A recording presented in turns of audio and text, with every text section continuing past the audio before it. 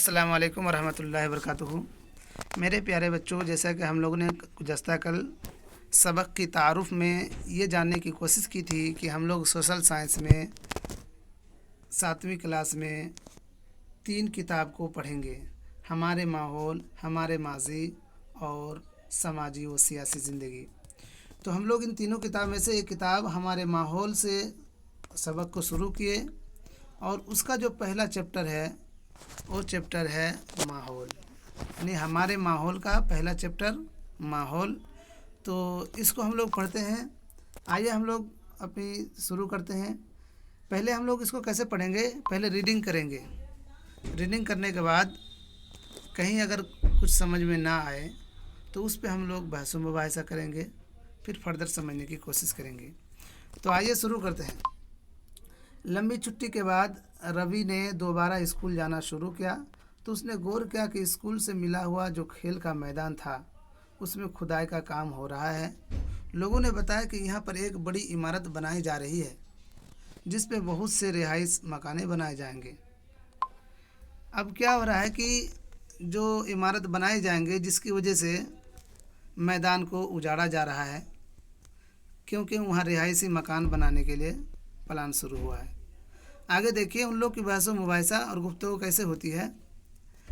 आगे यूँ गुफ्तगू होती है कि यह सोचकर रवि की आंखों में आंसू आ गई कि मैदान के नरम और मुलायम घास, फूल, तितलियाँ अब हमेशा के लिए रुखसत हो जाएंगे। ये बात सोचकर रवि की आंखों में आंसू आ गई। और ये कॉमन चीज़ है, हम लोग जहाँ खेलते हैं अगर वो उजड़ जाए, खेलने को ना मिले, वो मुलायम घास, फूल, पत्तियाँ, तितलियाँ अगर हमसे रुखसत हो जा रहे हैं तो जाहिर सी बात है आंखों में आंसू आना ही है। तो ये सोचकर उसके आंखों में आंसू आ गए।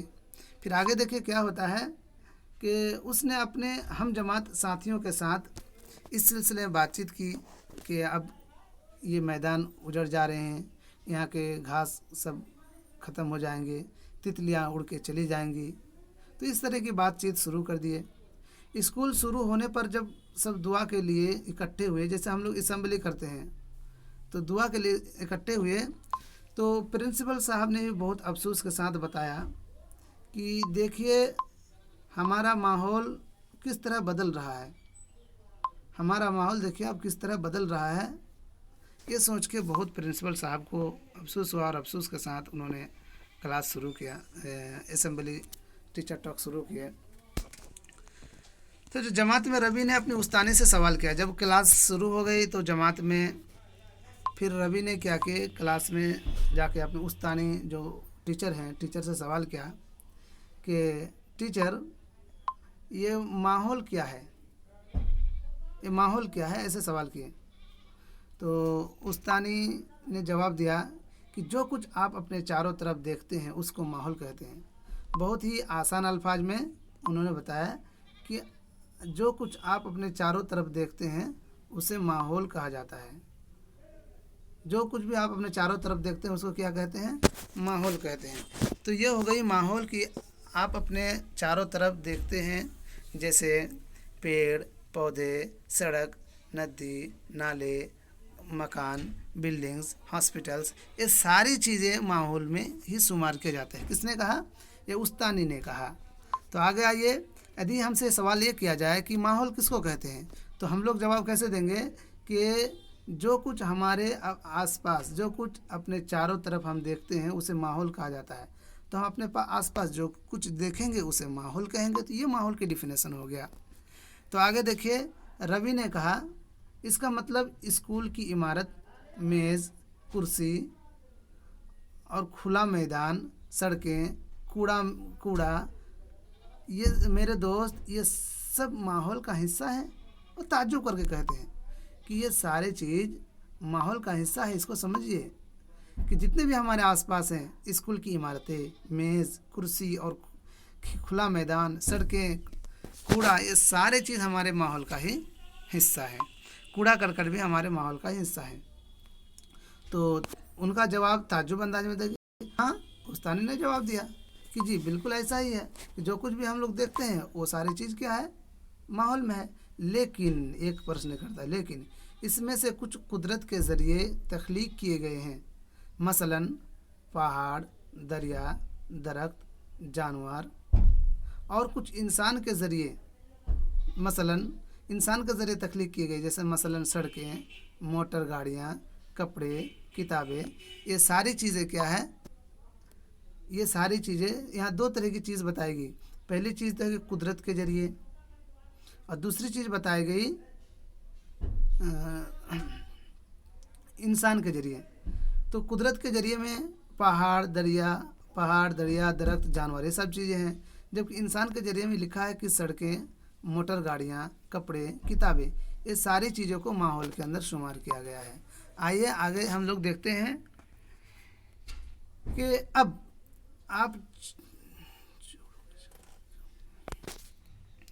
आप जोड़ों की शक्ल में काम कीजिए। आपके साथ जो आपका साथी बैठा है उसके साथ मिलकर कुदरत के ज़रिए तख्लीक की गई और इंसान के हाथों बनाई गई चीज़ों की एक फ़हरिस्त तैयार कीजिए। तो ये आपका वर्क दिया गया है, इसमें काम क्या करना है कि असल में कुदरत के ज़रिए क्या क्या चीज़ें हैं, जैसे हवा, पानी, आग, पहाड़, समुंदर, ये सारी कुदरती है, किसी इंसान ने इसको नहीं बनाया है, तो इसको कुदरती कहेंगे। तो आपस में इसको डिस्कस करिए। आपके पास कोई साथी नहीं है तो अपने पेरेंट्स से, अपने अब्बू से, अपनी अम्मी से और अपने जो बड़े भाई बहन हैं उनसे भी आप पूछ सकते हैं कि कुदरत के ज़रिए कौन कौन सी चीज़ें हमारे माहौल में आती है, तो इन लोगों से भी आप आपस में बात कर सकते हैं। तो यहाँ एक डायग्राम दिया गया है, इस डायग्राम को आप देखेंगे तो आप पाएंगे कि माहौल के जो अज्जा होते हैं उस सारे अज्जा को इसमें दिखाया गया है। तो ये माहौल के अज्जा हैं। इस माहौल के अज्जा में आप देखेंगे कि इसको 3 हिस्सा में तकसीम किया गया है। पहला है कि इंसान के बनाए हुए, दूसरा कुदरत के बनाए हुए और तीसरा है इंसानी। तो जब भी हम लोग कहेंगे कि माहौल के अज्जा क्या है, तो माहौल के अज्जा हमारे पास 3 हैं।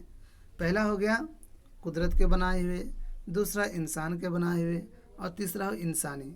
तो ये हमारे पास माहौल के अज्जा हो गए। तो आइए हम लोग इसको और समझने की कोशिश करते हैं। अब देखिए कुदरत के बनाए हुए में कौन कौन सी चीज़ें आती है। तो कुदरत के बनाए हुए में कौन कौन सी चीज़ें आती है, तो इसमें अगर हम लोग देखने की कोशिश करेंगे तो हम पाएंगे कि माहौल के अज्जा में देखिए कुदरत के बनाए हुए इसे पाएंगे पानी, हवा, ज़मीन और ज़िंदगी यानी कुर्राए हयात। ये सारी चीज़ें कुदरत के बनाए हुए हैं, यानी पानी भी हम इंसान ने नहीं बनाया, हवा भी हम इंसान ने नहीं बनाया, तो गोया कि ये कुदरत के ज़रिए बनाए गए हैं। जबकि हम दूसरे को देखते हैं कि इंसान के बनाए हुए में पाएंगे इमारतें, जैसे मकान, बिल्डिंग्स वगैरह है, पुल पुलैया जैसे सड़कें वगैरह हैं, और ये सड़कें, ये सारी चीज़ें भी हमारे इसमें आती है। हाँ, तो ये सारी चीज़ें इसमें आती है, सनअतें, फैक्ट्री वगैरह में आएंगी। इसी तरह अगर हम लोग देखने की कोशिश करें तो इंसानी संसाधन, तो हमारे आसपास एक फ़र्द भी होते हैं, एक कुंबा भी होते हैं, एक फ़िरके भी होते हैं और मज़हब के लोग भी पाए जाते हैं, मुख्तलिफ़ मज़हब के मानने वाले भी पाए जाते हैं। तो मुख्तलिफ़ मज़ाहिब भी माहौल में आती है। तालीमी इदारे मुख्तलिफ़ तरह के हैं, स्कूली निज़ाम है, मदरसा निज़ाम है, उसमें प्राइवेट है, गवर्नमेंट सेक्टर है, और फिर इक़्तिसादी बोले तो माल दौलत कमाने की जगह, और सियासी हालात यानी पूरे हिंदुस्तान को यहाँ दिखाया गया है पॉलिटिकल तौर पे। इसको ब्रॉडर लेवल में इसको पूरी दुनिया भी बना सकते हैं। तो इस तरह ये सारी चीज़ें मिलके हमारे माहौल को क्रिएट करती हैं, माहौल को बनाती है। आइए आगे हम लोग देखने की कोशिश करते हैं। आगे क्या है, इतनी बातें सुनकर कह रहे हैं कि इतनी बातें सुनकर रवि, प्रेमजीत और जस्सी, मुस्तफ़ा और आशा यह नाम दिया गया है। आप लोग भी आपस में गुफ्तगू कर सकते हैं। ये सारी बातें सुनकर 4-5 लोगों का नाम लिया गया है, ठीक है। खुश हुए और कहे कि हमारे माहौल क्यों बदल रहा है। उन्होंने कहा कि आखिर हमारे माहौल क्यों बदल रहा है। सवाल किया, हमारे माहौल क्यों बदल रहा है। वाकई सवाल होने चाहिए, क्यों बदल रहा है माहौल। ये सवाल किसने कहा, अकबाल नाम का बच्चा ने पूछा कि हमारे माहौल क्यों बदल रहे हैं। तो अब उस्तानी जवाब दे रहे हैं कि ये सब हमारी रोज़ाना बढ़ती हुई ज़रूरत की वजह से है। तो हमारे माहौल क्यों बदल रहे हैं? तो हमारी ज़रूरत जो बढ़ रही है, तो हमारी ज़रूरत को पूरा करने के लिए हम ज़्यादा से ज़्यादा सामान को, जैसे पेड़ पौधों को काटते हैं, जिसकी वजह से हमारा माहौल बदल रही है। तो कहने का अर्थ ये हुआ कि लोगों की ज़रूरत को पूरा करने के लिए जो कुदरती वसाइल के साथ जो छेड़छाड़ की जाती है, जिसकी वजह से हमारे माहौल बदल जाते हैं। तो इंसान ने अपनी ज़रूरियात के मुताबिक माहौल को सिर्फ तब्दील ही नहीं किया। अब देखिए, अपने ज़रूरत के मुताबिक से तब्दील करता तो ठीक बात थी, लेकिन यहाँ क्या कि इंसान ने अपनी ज़रूरत के मुताबिक माहौल को सिर्फ तब्दील ही नहीं किया, बल्कि उसे बिगाड़ा है और नुकसान पहुँचाया है। अब नुकसान कैसे पहुँचाया है? जैसे हम लोग कैसे नुकसान पहुँचाते हैं कि हमें अगर एक पेड़ की ज़रूरत है तो हम 5 पेड़ काट देते हैं, ये नुकसान है। हमें अगर 2 की ज़रूरत है 2 ही काटें। हमें चावल जितना खाना है उतना ही लें। ऐसा नहीं कि हम चावल प्लेट में ज़्यादा ले लिए, लेकिन थोड़ा खाए उसके बाद फेंक देते, डिस्ट्रॉय कर दिए। तो इस तरह भी अगर हम लोग ज़ाय करते हैं, बिजली हमको अपने घरों में उतना ही जलाना जितने हमको ज़रूरत है। अगर हम घर से निकल रहे हैं तो स्विच ऑफ होना चाहिए, लेकिन हम लोग कोई ख्याल नहीं कर रखते हैं और घर से निकल जाते हैं, बल्ब पंखे चलते रहते हैं। तो इस तरह करके हम लोगों ने उसको बिगाड़ने का काम किया है। अगर अपने ज़रूरत को पूरा करने के लिए करते हैं तो कुछ हद तक कोई बात बनती है। आगे देखिए, तो मंदरजा वाला बातचीत से आपको ये आसानी से समझ में आ गया होगा कि ज़िंदा नामी जिस्म यानी लिविंग ऑर्गेनिज़म क्या है? लिविंग ऑर्गेनिज़म यानी जानदार, चारों तरफ से मुख्तलिफ मकामात, चीज़ों, लोगों और कुदरत की तख्लीक़ात से घिरा हुआ है। लिविंग ऑर्गेनिज़म जो है यानी जानदार जो से है, चारों तरफ से मकामात, चीज़ों और लोगों और कुदरत की तख्लीक़ात से घिरा हुआ है, ये सारे लिविंग ऑर्गेनिज़म। इसी तरह से ज़मीन और उसके चारों तरफ के हालात जो हमारी ज़िंदगी को मुतासिर करते हैं, माहौल कहलाते हैं। तो यहाँ 2 बातें कही गई है कि हमारे माहौल की डिफिनेशन भी बताए गए हैं और लिविंग ऑर्गेनिज़म जो जानदार हैं उसको किन किन चीज़ों घिरे हुए, ये 2 बातें बताई गई है। तो कुदरती और मसनवी मज़ाहिर का मेल होता है। कुदरती माहौल में ज़मीन पर मौजूद तमाम हयाती यानी बायोटिक और मादी यानी अबायोटिक, ठीक है, अज्जा शामिल होते हैं, जबकि इंसानी माहौल इंसान और उसके माहौल की बाहमी ताल्लुक़, तख्लीक और सरगर्मियों को ज़ाहिर करता है। तो ये सारी चीज़ें इसमें आ गई। अब आइए हम लोग इसको देखेंगे कि कुदरती माहौल क्या है। बहुत इम्पोर्टेंट सवाल है। तो कुदरती माहौल ज़मीन, पानी, हवा, नबातात और जानदारों पर मुश्तमिल होता है। आप अपनी गुज़श्ता जमात में कुर्रा हजरी, लिथोस्फियर, कुर्रा बाद, एटमॉस्फियर और कुर्रा आब यानी हाइड्रोस्फियर के बारे में मालूमात हासिल कर चुके हैं। आइए अब ज़मीन की इन तीनों अक़लीमों के बारे में तफसील से मुताला करेंगे। तीनों अक़लीम, ज़मीन के तीनों अक़लीम हैं, लिथोस्फियर, एटमॉस्फियर और हाइड्रोस्फियर। 3 अक़लीम हैं, लिथोस्फियर, एटमॉस्फियर और हाइड्रोस्फियर। इन तीनों अक़लीमों के बारे में तफसील से जानकारी हासिल करेंगे। तो सबसे पहले हम लोग जानेंगे कि कुर्रा हजरी यानी लिथोस्फियर के बारे में। कुर्रा हजरी ज़मीन की ठोस चट्टानी सतह की परत है। ये चट्टानों और मादनियात से बनी हुई है और मिट्टी की एक निस्बतन पतली परत से ढकी हुई है। एक बेतरतीब सतह है जिस पर 3 ख़ास किस्म की ज़मीनें पाई जाती हैं। अब उन ज़मीनों को हम लोग देखेंगे एक अलग अलग से। एक तो है पहाड़, पठार, मैदान और वादियाँ। ये बर्रे आज़मों पर और समुद्री सतहों पर भी मिलती है। आइए, कुर्रा हजरी ज़मीन की वो अक़लीम है जो हमको जंगलात, चरागाहों के लिए घास के मैदान, ज़राअत और इंसानी आबादी के लिए ज़मीन मुहैया करती है। कौन? ये सारी काम कौन करता है? कुर्रा हजरी ही करती है। हमको जंगलात देते हैं, चरागाहों के लिए घास के मैदान हैं, ज़राअत और इंसानी आबादी के लिए ज़मीन मुहैया करती हैं। ये मादनी वसाइल का ज़रिया भी है। कौन? कुर्रा हजरी, लिथोस्फियर। तो कुर्रा हजरी की बहुत ज़्यादा रोल है, बहुत अहमियत है। अब आगे आइए कुर्रे आब यानी हाइड्रोस्फीयर, पानी के बारे में। पानी की अकलीम को कुर्रे आब कहते हैं। जो ज़मीन पर ज़िंदगी को कहते हैं कि जो ज़मीन पर ज़िंदगी की मौजूदगी के लिए निहायत अहम है। पानी हमारी ज़िंदगी के लिए बहुत ही अहम है। कुर्रे आब तमाम बर्र आज़मों, बहीरों, झीलों, दरियाओं और दीगर पानी के ज़ख़ायर पर मुश्तमिल होते हैं। तो ये कुर्रे आब हो गया, यानी पानी की इसमें अहमियत बताया गया है। और तीसरा है कुर्रे बाद यानी एटमॉस्फेयर। ये हवा की एक पतली परत का गिलाफ है जो हर तरफ से कुर्रे अर्ज़ को घिरे हुए है। यानी कशिश शकल की वजह से कुर्रे बाद ज़मीन के चारों तरफ गिलाफ की तरह लिपटा हुआ है। यह हमें सूरज की नुकसानदा शुआओं और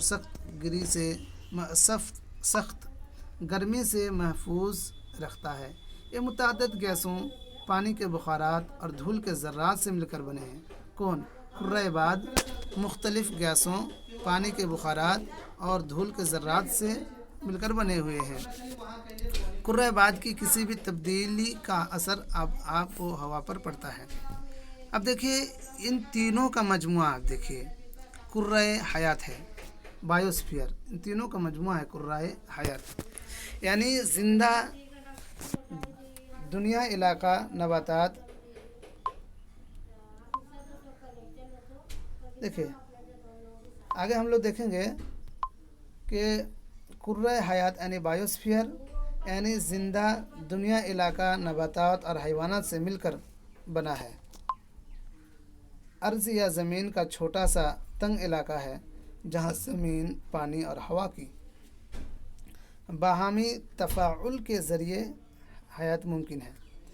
तो कुर्रे हयात जो है, यहाँ तीनों चीज़ें पाई जाती हैं। पहली चीज़ ज़मीन भी, पानी भी और हवा भी। अगर ज़मीन, पानी और हवा ना हो तो कुर्रे ज़मीन, पानी और हवा, ये तीनों चीज़ें मौजूद ना हो तो वहाँ ज़िंदगी मुमकिन नहीं है। तो गोया के कुर्रे हयात के लिए ज़रूरी है कि वहाँ ज़मीन भी हो, पानी भी हो और हवा भी वहाँ प्रॉपर मौजूद हो। आगे आइए हम लोग देखते हैं कि माहौलियाती निज़ाम क्या है। तो माहौलियाती निज़ाम को भी हम लोग देखेंगे। तो हम लोग माहौलियाती निज़ाम को देखेंगे कि माहौलियाती निज़ाम क्या है।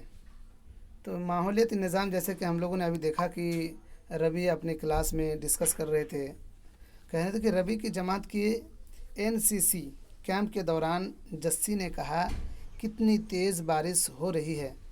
इस तरह की बारिश मुझे केरला के अपने घर की याद दिला रही है। तुम लोगों को वहाँ जाना चाहिए और देखना चाहिए कि किस तरह वहाँ हरे भरे खेतों और नारियल के बागों पर लगातार मूसलाधार बारिश हो रही है और बस होती रहती है। तो जैसलमेर की हीरा ने बताया कि हमारे यहाँ तो बारिश बिल्कुल होती ही नहीं। जहाँ तक नज़र जाती है वहाँ तक केकर के दरख्त या रेत ही रेत नज़र आते हैं।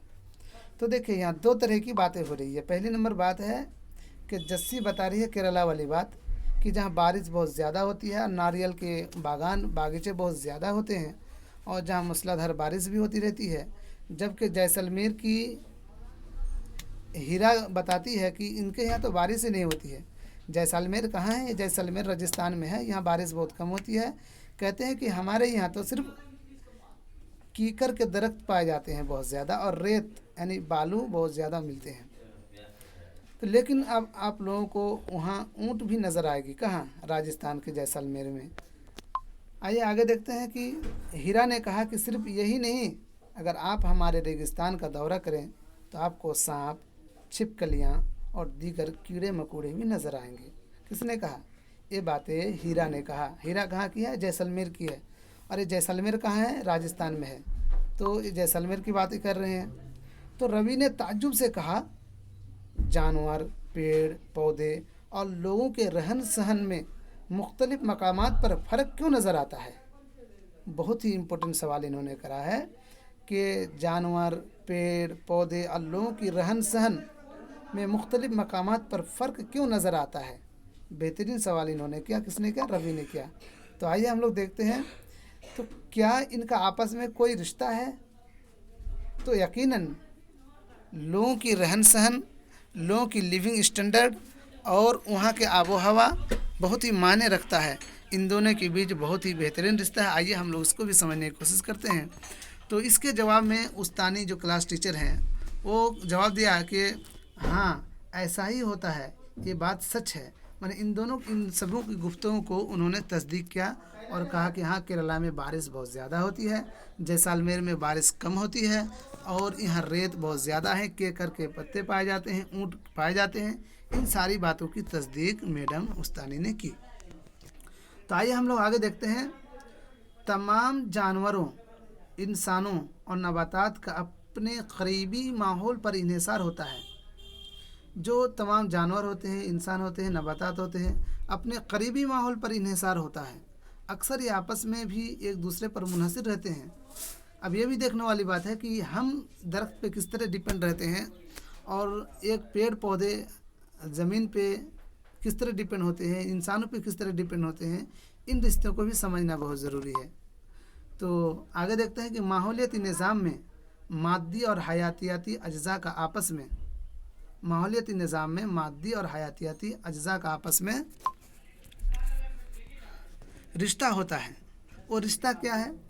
हयातियाती अज्जा के आपस में और अपने माहौल के साथ बाहमी तफ़ाउल या ताल्लुकात को ही माहौलियाती निज़ाम कहते हैं, इकोसिस्टम जिसको हम लोग कहते हैं। तो यहाँ डिफिनेशन दिया गया है, तारीफ़ दिया गया है कि हयातियाती अज्जा के आपस में और अपने माहौल के साथ बाहमी तफ़ाउल या ताल्लुकात को ही माहौलियाती निज़ाम यानी इकोसिस्टम कहते हैं। ये इसका डिफिनेशन हो गया। आप लोग इसके डिफिनेशन भी लिख सकते हैं।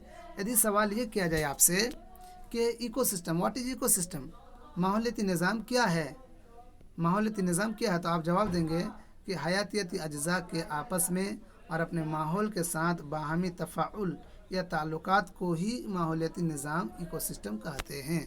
ये जवाब हो गया।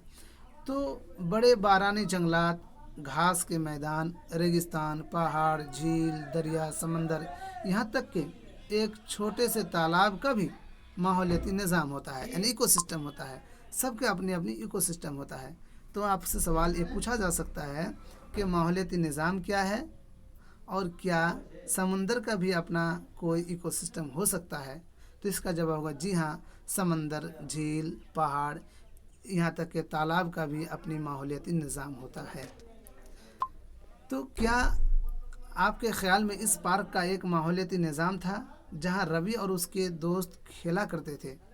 जी हाँ, तो यह इम्पोर्टेंट बात है जहाँ से हम लोग बात शुरू किए थे कि लंबी छुट्टी के बाद जब रवि स्कूल जाते हैं तो देखते हैं कि स्कूल के जो मैदान थे उस मैदान को खोड़ा जा रहा है, उसके नरम और मुलायम घासों को उखाड़ फेंका जा रहा है।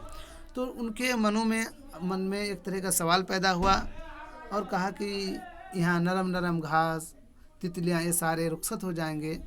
तो अब ये सवाल यहाँ ये है, क्या आपके ख्याल में उस पार्क का एक माहौलियाती निज़ाम था जहाँ रवि और उसके दोस्त खेला करते थे? तो इसका जवाब होगा जी हाँ, उस पार्क का भी अपना एक इकोसिस्टम था, अपना एक माहौलियाती निज़ाम था। तो जैसे कि हम लोगों ने यहाँ डिफिनेशन में देखा कि हयातियाती अज्जा के आपस में और अपने माहौल के साथ बाहमी तफ़ाउल या ताल्लुकात को ही माहौली निज़ाम यानी इकोसिस्टम कहते हैं। तो बड़े बारानी जंगलात, घास के मैदान, रेगिस्तान, पहाड़, झील, दरिया, समंदर, यहाँ तक एक छोटे से तालाब का भी माहौलियाती निज़ाम होता है। तो इस पार्क का भी माहौलियाती निज़ाम था। इसका जवाब इतना होगा। तो आइए आज के लिए यहीं क्लास को एंड करते हैं। इंशाल्लाह फिर आगे पढ़ेंगे। और इसके बाद यदि आपके मन में किसी भी तरह के कोई सवालात हों तो आप हमें पर्सनल व्हाट्सएप में भी पूछ सकते हैं और यूट्यूब चैनल में भी आप कमेंट कर सकते हैं। कमेंट सेक्शन में आपके जवाबात इंशाल्लाह दिए जाएंगे। अस्सलामु अलैकुम वरहमतुल्लाहि वबरकातुहू।